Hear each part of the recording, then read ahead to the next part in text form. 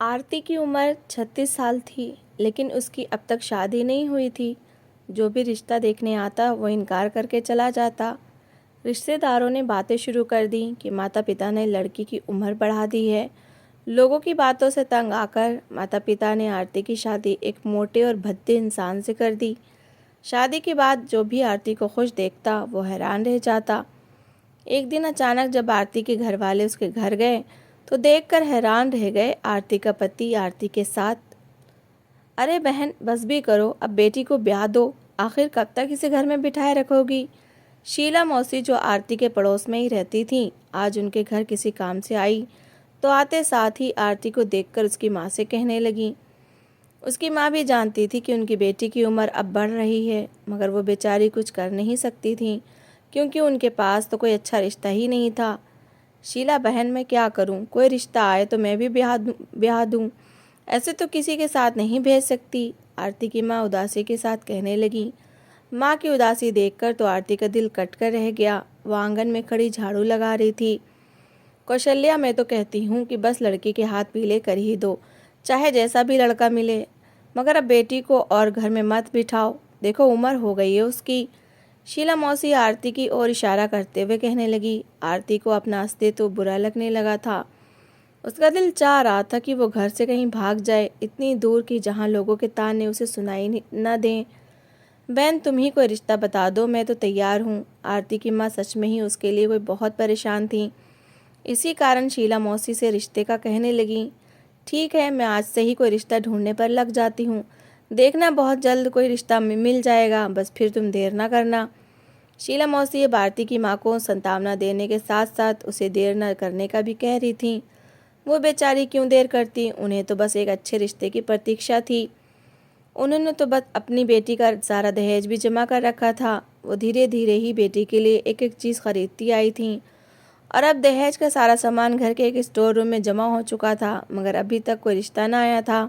शीला मौसी थोड़ी देर और बातें करती रहीं और फिर आरती के घर से बाहर चली गईं। मम्मी, ये शीला मौसी क्या कह रही थी आपसे? क्या आप मुझे ऐसे ही किसी के साथ ब्याह देंगी? आरती झाड़ू ज़मीन पर फेंक कर माँ के पास चारपाई पर आकर बैठ गई। उसे शीला मौसी की बातें तीर की तरह चुभ रही थी, क्योंकि वो तो ऐसा दिखा रही थी कि जैसे आरती की कोई वैल्यू ही नहीं, इसलिए बिना देखे कहीं भी रिश्ता तय कर दो। अरे बेटा, उसने क्या कहना है, वो तो बस तुम्हारे लिए ही चिंतित हो रही थी। कौशल्या ने बेटी को समझाना चाहा। वो जानती थी कि वो शीला की बातें सुन चुकी है, मगर फिर भी उसे सारी बात न बताई। मम्मी, मैं जानती हूँ शीला मौसी आपसे क्या कह कर गई हैं। मैं भी आपसे कह रही हूँ कि मैं ऐसे किसी अरे गहरे से शादी नहीं करूँगी। जब तक कोई अच्छा रिश्ता नहीं मिल जाता मैं शादी नहीं करूँगी। ये कहते हुए वो माँ की बात सुने बिना कमरे में चली गई और कौशल्या सर पकड़कर बैठ गई। समय बड़ी तेज़ी के साथ गुजरता जा रहा था। शीला मौसी दोबारा उनके घर नहीं आई थी। उन्हें उनके घर से गए हुए लगभग 10-12 दिन हो चुके थे। मम्मी, जल्दी से तैयार हो जाइए वरना हम लेट हो जाएंगे। आरती अभी अभी अपने कमरे से तैयार होकर आई थी। वो बढ़ती उम्र के बाद भी काफ़ी अच्छी लग रही थी, लेकिन आजकल के समाज में तो सिर्फ उम्र ही देखी जा रही थी, इसलिए वो बेचारी किसी को पसंद ना आती थी। वो लोग आज एक शादी में जा रहे थे जिसके लिए वो अच्छी तरह से तैयार हुई थी, और वो भी माँ के कहने पर, क्योंकि उसकी माँ समझती थी कि अगर उनकी बेटी अच्छे से तैयार होगी तो फिर शादी में कोई ना कोई उसे पसंद कर लेगा। बेटा, मैंने क्या करना है, मैं तो बस अभी हाथ मुँह धोकर आई और कपड़े तो मैंने पहले ही प्रेस करके रख लिए थे। वो चारपाई से उठकर वॉशरूम की ओर जाने लगी। आरती बिल्कुल तैयार थी। वो बरामदे में बैठकर मोबाइल चलाने लगी। 10-15 मिनट के अंदर उसकी माँ भी तैयार हो गई और वो दोनों ही घर का दरवाज़ा लॉक करके गली में निकल आईं। शादी उनके मोहल्ले में ही थी और वो भी आरती की सहेली की, मगर उन दोनों की दोस्ती इतनी गहरी नहीं थी, इसलिए आरती अंतिम समय पर जा रही थी। 10 मिनट के अंदर ही वो एक मैरिज हॉल में पहुंच गए, जहां ग्राउंड में एक बड़ा सा टेंट लगाकर मेहमानों के बैठने की व्यवस्था की गई थी। उनके मोहल्ले में ऐसा ही होता था, जब भी किसी की शादी होती तो इसी मैरिज हॉल के ग्राउंड में टेंट लगाकर कुर्सियां लगा दी जाती। वो जैसे ही टेंट के अंदर गए तो सब औरतें आरती को देखकर आपस में बातें करने लगीं। थोड़ी बहुत ही औरतें आई हुई थीं क्योंकि अभी बारात के आने में कुछ समय था। आरती बहुत कंफ्यूज हो रही थी क्योंकि हर औरत दूसरी औरत से आरती की ओर इशारा कर करके बातें कर रही थी। वो सब यही कह रही थी कि कौशल्या ने अभी तक बेटी को घर में बिठा रखा है। आरती और उसकी माँ भी एक और जाकर बैठ गई। वहाँ पर पहले से 2 औरतें बैठी हुई थीं जो उनके मोहल्ले के ही थीं। आरती तो चुपचाप मोबाइल पर कुछ देखने लगी, मगर उसकी माँ उन औरतों से बातें करने लगी। कौशल्या बहन, आखिर कब तक बेटी को घर में बिठाए रखोगी? इसके रिश्ते नहीं आते क्या? एक औरत कौशल्या जी से कह रही थी। आरती को उसकी बातें बुरी लग रही थीं, मगर फिर भी उसने कोई जवाब न दिया और चुपचाप मोबाइल पर लगी रही। नहीं बहन, ऐसी बात नहीं है, रिश्ते तो आते हैं मगर किसी के साथ बात ही नहीं बनती। आरती की माँ लोगों को जवाब दे देकर थक चुकी थी, मगर अब भी उसमें हिम्मत थी और वो खुद को नॉर्मल करके ही जवाब दे रही थी। वो औरतें अब और बातें कर रही थीं और आरती की माँ उनकी एक एक बात का जवाब देती जा रही थी। आरती को यहाँ बैठने में बहुत अधिक उलझन हो रही थी, इसलिए वो उठ खड़ी हुई और हॉल में इधर से उधर टहलने लगी। अब बारात आ चुकी थी और सब लोग बारातियों के स्वागत में व्यस्त हो गए थे, तो आरती को कुछ सुकून आया। अब कोई भी उसकी बातें नहीं कर रहा था। फेरों के बाद वो अपनी सहेली से मिली और खाना खाकर और वो अपनी माँ के साथ घर आ गई। घर आते साथ ही उसने खुद को कमरे में बंद कर लिया। न जाने कितनी देर तो वो रोती रही और फिर माँ के कहने पर दरवाज़ा खोला तो उसकी आंखें सूजी हुई थीं। अरे पगली, तू क्यों परेशान होती है? देखना एक ना एक दिन भगवान हमारी हर परेशानी दूर कर देगा। उसकी सूजी आंखें देखकर उसकी माँ उसे तसल्ली देने लगी तो आरती तुरंत ही अपनी माँ के गले से लग गई। 2-3 दिन के बाद शीला मौसी एक रिश्ता लेकर आई और अब आरती उन्हीं लोगों के लिए चाय बना रही थी। वो लोग लाउंज में बैठे आरती की माँ से बातें कर रहे थे। आरती को बहुत अधिक घबराहट हो रही थी, क्योंकि आज तक पता नहीं कितने रिश्ते वाले आए और बिना कोई बात किए ही चले गए। उसे ऐसा लग रहा था कि ये भी चले जाएंगे। थोड़ी देर बाद आरती चाय के साथ नाश्ता ले आई और आकर अपनी माँ के साथ बैठ गई। वो दोनों औरतें जो अपने भाई के लिए रिश्ता देखने के लिए आई हुई थीं, आंखें फाड़ फाड़ कर उसे देख रही थीं। वो सर से लेकर पैर तक उसे देखती और फिर एक दूसरे से आंखों ही आंखों में बातें करती। आरती को उनकी इस हरकत से अजीब सी उलझन होने लगी थी। उसका दिल चाह रहा था कि वो यहाँ से उठकर चली जाए, मगर उसकी माँ ने उसे समझा दिया था कि बेटा, जब तक मैं न कहूँ तब तक यहाँ से नहीं जाना। चाय नाश्ता करने के बाद उन औरतों ने कहा कि वो घर जाकर जवाब देंगी और फिर वो आरती के घर से चली गईं। आरती जानती थी कि वो घर जाकर इनकार ही करेंगी, क्योंकि आज तक सभी लोग ऐसा ही करते आए थे, बस खा पी कर चले जाते थे। 2 दिन तक तो उनका कोई जवाब न आया और आरती की माँ उनके जवाब का इंतज़ार करती रहीं। तीसरे दिन उन औरतों का फ़ोन आया और वो भी इनकार करने के लिए। ये सुनकर तो आरती बेचारी टूट कर रह गई। उसका दिल अब बुरी तरह से टूटकर बिखर चुका था। अब तो वो शादी की उम्मीद ही छोड़ चुकी थी। इस घटना के 3-4 दिन बाद एक पड़ोसन उनके घर सत्संग का कहने आई, तो वो भी यही कहने लगी कि कौशल्या, तुमने अपनी बेटी की उम्र बढ़ा दी है। वो औरत तो ऐसे कह रही थी कि जैसे सब कुछ आरती की माँ के हाथ में हो। कोई भी ये नहीं समझता था कि वो तो खुद परेशान है। लोग आते और ताने मार कर चले जाते। वो औरत भी सत्संग का बुलावा देने के साथ साथ उन्हें ताना मार के जा चुकी थी। आरती की माँ भीगी आंखों के साथ बरामदे में बैठी भगवान से अपनी बेटी के लिए प्रार्थना कर रही थी। वो भी अब थक चुकी थी। आरती उनकी इकलौती बेटी थी, मगर अब तक उसका रिश्ता नहीं हुआ था। आरती के पिताजी भी बेटी को लेकर बहुत परेशान थे। समय तेजी से गुजरता जा रहा था। अब आरती पूरे 36 साल की हो चुकी थी, मगर उसकी शादी ना हुई थी। आज फिर शीला मौसी उनके घर आई हुई थी, जो एक रिश्ते का बता रही थी। आरती भी वहीं पर बैठी थी। उसका दिल तो चाह रहा था कि शीला मौसी के मुंह पर ही मना कर दे, मगर उसके संस्कार ऐसे नहीं थे। वो बेचारी चुपचाप बैठी रही। कौशल्या, अब बस तुम आरती के हाथ पीले करने की तैयारी करो। मैंने रिश्ते वालों से बात कर ली है, उन्हें हमारी आरती की ज़्यादा उम्र से कोई आपत्ति नहीं है। शीला मौसी आरती की माँ के कंधे पर हाथ रखते हुए कह रही थी। मगर बहन, ये तो बताओ कि लड़का कैसा है, क्या करता है? मैं ऐसे तो किसी के भी साथ अपनी बेटी को नहीं ब्याह सकती। कौशल्या चिंता से कह रही थी, क्योंकि वो लड़के को देखे बिना तो फैसला नहीं कर सकती थी। अरे बहन, वो आएंगे ना कल तुम्हारे घर, तो फिर खुद ही देख लेना। मगर मैं तुमसे कह रही हूँ कि अब तुम कोई फसाद ना शुरू कर देना। बस बेटी के हाथ पीले करने की तैयारी करो। शीला मौसी तो अड़ी हुई थी कि कौशल्या इस रिश्ते पर राज़ी हो जाए। कौशल्या भी शीला मौसी की बात सुनकर खामोश हो गई।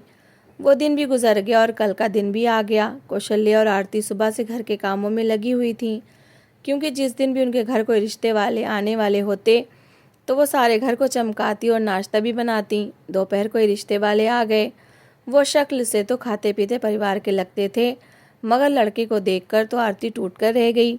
वह बहुत ज़्यादा मोटा था और फिर सूरत भी अच्छी ना थी, मगर उसकी दोनों बहनें और माँ तो काफ़ी प्यारी लग रही थीं और वो आरती के लिए गिफ्ट भी लेकर आई थी, क्योंकि शीला मौसी ने तो उन्हें आरती की फ़ोटो पहले ही दिखा दी थी और उन्हें रिश्ते से कोई एतराज़ न था। मगर आरती को ये रिश्ता बिल्कुल भी स्वीकार नहीं था। उसने आंखों ही आंखों में अपनी माँ से कह भी दिया था, मगर वो भी इनकार नहीं कर पाई थी, क्योंकि वो बेटी की शादी को लेकर बहुत ज़्यादा परेशान थी और उनके पति ने भी उनसे कह दिया था कि जो भी रिश्ता आएगा हम शादी कर देंगे, अब हम बेटी को और घर पर नहीं बिठा सकते। फिर आरती की माँ ने कुछ सोचकर रिश्ते वालों को हाँ कर दी और वो आरती के हाथ में आशीष के नाम की अंगूठी पहनाकर चले गए। आरती की माँ तो खुश थी, मगर आरती तो आंसू बहाए जा रही थी। बेटी तुम क्यों रो रही हो? शक्ल सूरत से कुछ नहीं होता, इंसान का भाग्य अच्छा होना चाहिए और मेरी प्रार्थना है कि भगवान मेरी बेटी का भाग्य अच्छा करे। वो उसके माथे को चूमते हुए कह रही थी। उसे दिलासा देने के बाद फिर वो कमरे से बाहर निकल गईं, मगर वो तो चुप होने का नाम ही नहीं ले रही थी। उसकी सभी दोस्तों के पति काफ़ी हैंडसम थे, इसीलिए उसे आशीष पसंद नहीं आया था, मगर वो जानती थी कि उसके माता पिता अब उसकी कोई बात नहीं मानेंगे और वो भी अपने माता पिता की परेशानी समझती थी, इसलिए धीरज करके खामोश हो गई थी। अब वो अपने माता पिता को और परेशान होता नहीं देख सकती थी। उसने सोच लिया कि जो होगा देखा जाएगा, क्योंकि तो लोगों के ताने सुनने से तो अच्छा था कि वो आशीष से ही शादी कर ले। आरती के मामले में तो चटमंगनी पट ब्याह वाला सीन हुआ था। आज उसकी बारात का दिन था और उसी ग्राउंड में ही उसकी शादी की भी व्यवस्था की गई थी। मोहल्ले की सभी औरतें फिर से एक दूसरे के कानों में बातें करने लगे थे। अब उनकी बातों का विषय आरती की बड़ी उम्र नहीं बल्कि उसका पति था, क्योंकि रिश्ता तय होने के तुरंत बाद ही सारे मोहल्ले में बात फैल गई थी कि आरती की शादी एक मोटे और भद्दे आदमी से हो रही है। आरती स्टेज पर दुल्हन बनी बैठी बहुत प्यारी लग रही थी। वो थी ही बहुत प्यारी, बस बढ़ती उम्र ने उसकी सुंदरता पर थोड़ा बहुत ग्रहण लगा दिया था। स्टेज के पास ही दो औरतें हंस हंसकर उसके होने वाले पति के बारे में बातें कर रही थीं। उनकी बातें सुनकर आरती का दिल खून के आंसू रोने लगा। उस बेचारी ने बड़ी मुश्किल से खुद को समझाया था और अब इन औरतों की बातें सुनकर वो अंदर से हीन भावना का शिकार हो गई थी। उसने टिश्यू पेपर अपने पर्स से निकाला और आंसू साफ किए और फिर मजबूत होकर बैठ गई। थोड़ी देर के अंदर ही उसकी बारात आ गई। बारात के आते ही उसके दूल्हे को देखकर मोहल्ले की औरतें हंसने लगी थीं। जैसे ही बारात आई तो सबसे पहले फेरे हुए और फिर खाना आदि शुरू हो गया। 2-3 घंटे बाद आरती विदा होकर अपने पति के घर आ गई। शुरू शुरू में तो उसका यहाँ पर दिल ही नहीं लगता था, क्योंकि उसे अपने पति के प्रति कोई प्रेम ही महसूस नहीं होता था। मगर धीरे धीरे वो अपने पति को समझने लगी थी और सच में वो एक बहुत अच्छा इंसान था। बस थोड़ा सा वज़न ही बढ़ा हुआ था, उसके अलावा उसमें कोई ख़राबी नहीं थी और वो एक खाते पीते परिवार का इकलौता बेटा था। आरती ने अब अपने दिल की इच्छाओं को एक ओर रख कर अपने पति को दिल से स्वीकार कर लिया, लेकिन कभी कभी उसे अपनी सहेलियों के पति याद आते तो उसका दिल बुरा हो जाता, मगर फिर वो खुद को समझा लेती, क्योंकि अब तो शादी हो चुकी थी और उसे अपने पति के साथ ही रहना था। समय बड़ी तेज़ी के साथ गुजरता जा रहा था। वो अपने पति के साथ खुश रहने लगी थी। उसने अब अपने पति को दिल से स्वीकार कर लिया था। आज उसे अपने मोहल्ले की एक लड़की की शादी में जाना था। वो बहुत बहुत समय लगाकर अच्छे से तैयार हुई थी और अपने पति के साथ गाड़ी में बैठकर अपने मोहल्ले में आई थी। जब मोहल्ले की औरतों ने उसे देखा तो दांतों में उंगलियां दबाकर रह गईं।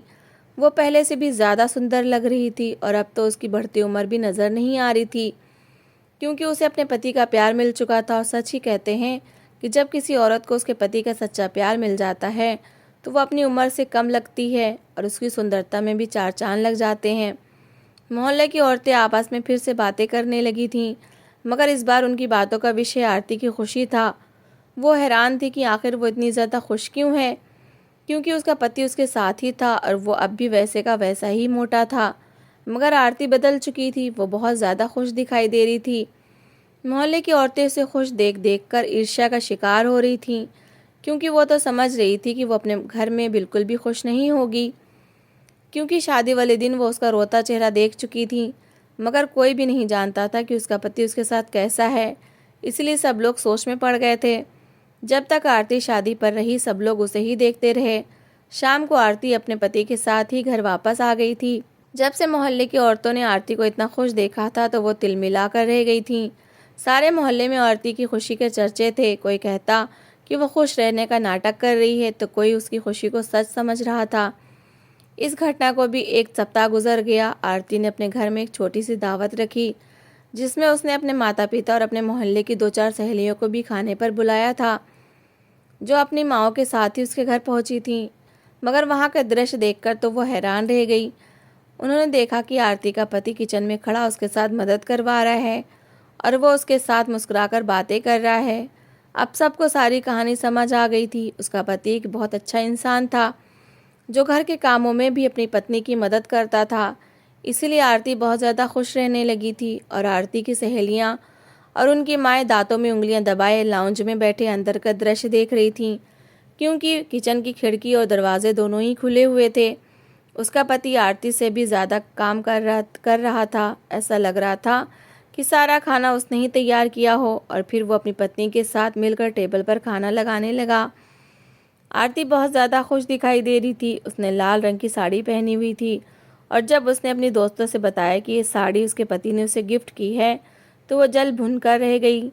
वो सब तो आज तक यही समझते आए थे कि वो अपने मोटे और भद्दे पति के साथ खुश रहने की एक्टिंग कर रही है, मगर वो तो सच में ही बहुत खुश थी।